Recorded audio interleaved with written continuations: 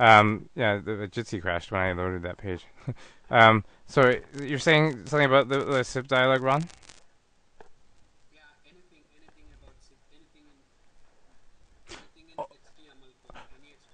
Oh, you mean like? Oh, wait, what do you mean XPML? Oh, you mean XML?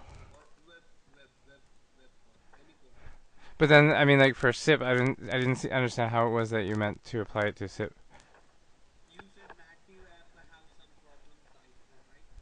Um, yeah, the iPhone being that the because it when it back.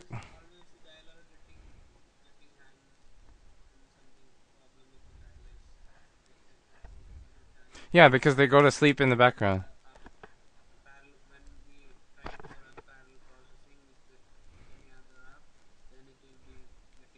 Yeah, because it falls asleep and then it doesn't come back.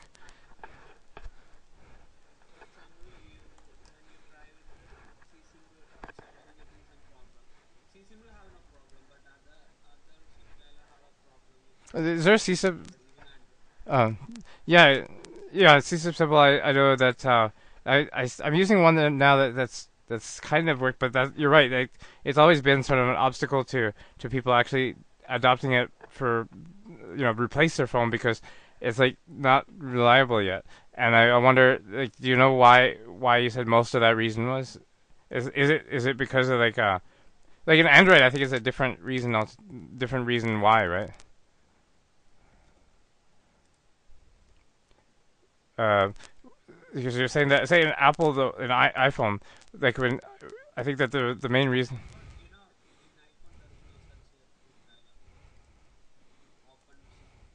That's right, yeah.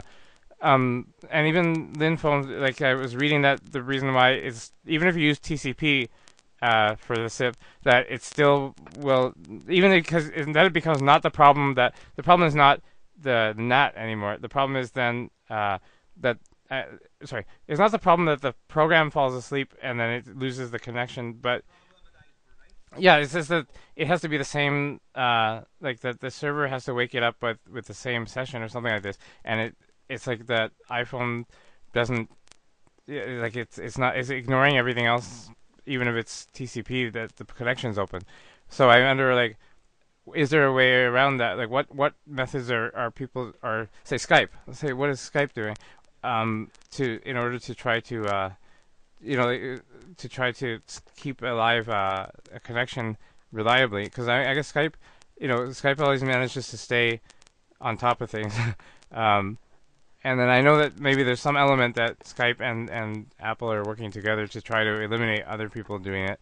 But I mean, what kind of this is actually where I was saying. Remember when I said a hammer and a hammer and a nail and a screwdriver thing? This is the exact application of that. It's kind of like okay, based on what you know about how iOS works and how SIP works, what's the intersection of those two things? Two technologies that gives you a path to get to where you want to go, and it may not be the standard path that everybody's going. It's just one that relies on I know how this works, and it's like we can do this. In other words, like when I was saying caller ID to give names, it could be like it sends us text message when you get a call.